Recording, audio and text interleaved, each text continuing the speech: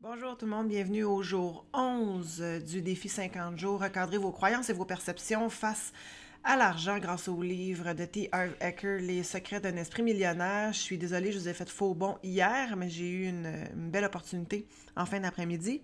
Alors, je suis pas revenue à la maison faire la capsule pour vous. Alors, voilà, j'ai choisi l'opportunité plutôt que la capsule. Alors, mais je pige quand même seulement une carte aujourd'hui et je vais vous donner le quatrième thème majeur du livre et ensuite un petit enseignement. Alors, sans plus tarder, on pige. Voilà. Cultivez des motivations qui vous mèneront à la réussite. Alors, voilà, je vous lis. Montre la carte. Si votre motivation à amasser de l'argent ou à réussir est basée sur un fond d'insécurité comme la peur, la colère ou le besoin de prouver votre valeur, votre argent ne vous apportera jamais le bonheur. Optez plutôt pour les motivations ancrées sur l'atteinte de la réussite dans la joie. Alors voici. Si vous entendez un petit bruit en background, c'est ma petite pitoune de 5 mois. Je suis tout seul à la maison aujourd'hui, alors il faut que je jongle avec la capsule et la surveiller en même temps. Alors, je vais essayer de parler un petit peu plus fort qu'elle. Alors, quatrième point, excusez-moi, 14e point d'enseignement dans le livre de T. Harv Eker, ça s'appelle la bénédiction. Alors, la citation va comme suit. Bénissez ce que vous voulez. Si vous voyez quelqu'un qui a une superbe maison, bénissez cette personne et cette maison. Si vous voyez une personne qui a une belle voiture, bénissez cette personne et cette voiture. Si vous voyez une personne avec une famille unie et aimante, bénissez cette personne et cette famille. Finalement, si vous voyez une personne qui a une jolie silhouette, bénissez cette personne et sa silhouette. Alors, c'est une superbe idée, hein, quand vous voyez quelque chose que vous voulez. Vous bénissez la personne qui la possède et vous bénissez ce que vous voulez en même temps. Donc, cette chose-là que vous voulez posséder. En termes plus communs, la jalousie et l'envie, ça sert absolument à rien, autre qu'à vous mener encore plus loin de vos désirs les plus profonds. Dans le livre de T. Harv Eker, depuis le début, ça fait 11 jours que je fais des capsules. Je parle souvent de les riches versus les pauvres. Hein, on les voit tout le temps dans les cartes. Les gens riches pensent comme ci, les gens pauvres pensent comme ça. Et on le voit aussi dans les enseignements, dans les points majeurs que je vous donne depuis le début. Je tiens à faire une distinction. Hein. Être riche, c'est pas juste être millionnaire. Puis si vous êtes millionnaire, ça ne veut pas dire non plus... Si vous n'êtes pas millionnaire, ça ne veut pas dire non plus que vous êtes pauvre. Okay?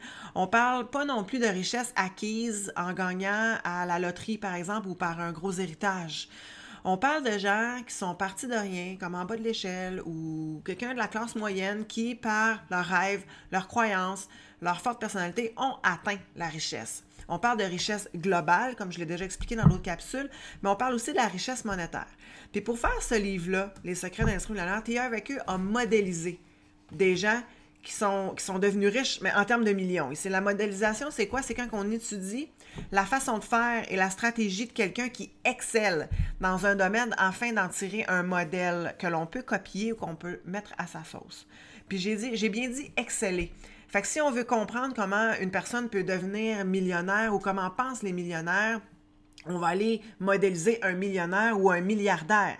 Si on veut atteindre ça, on veut se rendre jusque-là. On n'ira pas modéliser quelqu'un qui gagne 150 000 ou 200 000 par année. Si notre but, c'est de devenir riche ou indépendant financièrement, on va aller vraiment au top. OK? Mais c'est aussi plus simple, c'est plus que aussi des simples millions ou des signes de piastres. Pour être riche pour T. Harv Eker, c'est être indépendant financièrement. Puis ça veut dire quoi, être indépendant financièrement? Par exemple, ça veut dire que vous avez une entreprise, vous avez bâti une entreprise ou un projet, okay, que vous avez par la suite automatisé ou systématisé, puis qui roule après ça sans avoir besoin de vous. Donc, vous pouvez vous retirer de votre entreprise, en faire une autre, ou vendre celle-là et en faire d'autres, ou la vendre et garder les profits pour faire autre chose, investir dans d'autres choses. Okay? Vous faites des revenus, on appelle ça des revenus passifs. Par la suite, où vous vendez... on parle aussi de placement intelligent. Il faut faire des placements qui rapportent des hauts taux d'intérêt et vous vivez sur l'intérêt. C'est sûr que plus on parle de taux d'intérêt élevés, on parle aussi de risque, mais dans la mentalité des gens millionnaires, sans risque, il n'y a pas nécessairement de récompense non plus. Fait qu'il faut juste jauger le niveau de risque. Ça peut être aussi, par exemple, l'investissement immobilier. Vous avez un parc immobilier, vous avez des immeubles à revenus, vous les bâtissez, vous investissez votre capital, vous faites des revenus, vous investissez encore, puis quand votre parc est rendu gros, il roule pour vous, puis vous pouvez vivre sur ces revenus-là, puis c'est suffisant. Il faut en faire plus ensuite de ça. Ceci étant dit, si vous faites un travail de 9 à 5, que vous travaillez pour quelqu'un, que vous devez aller au bureau pour gagner votre vie, ça ne veut pas dire que c'est pas correct. C'est bien correct en autant que vous êtes heureux en le faisant. Si vous ne l'êtes pas, c'est là qu'il y a un problème. Alors, les enseignements du livre, Les secrets d'un esprit millionnaire, ou juste les enseignements dans les cartes peuvent être grandement maintenant utiles à comprendre comment vous pouvez devenir riche, comment vous pouvez, avec ce que vous avez, bâtir des revenus passifs et comment penser pour faire ça, comment recadrer certaines de vos croyances ou comment mettre certaines actions vers l'avant pour accéder à cette notion-là d'indépendance financière. Alors sur ce, je vous souhaite une super belle journée puis on se revoit demain. Salut!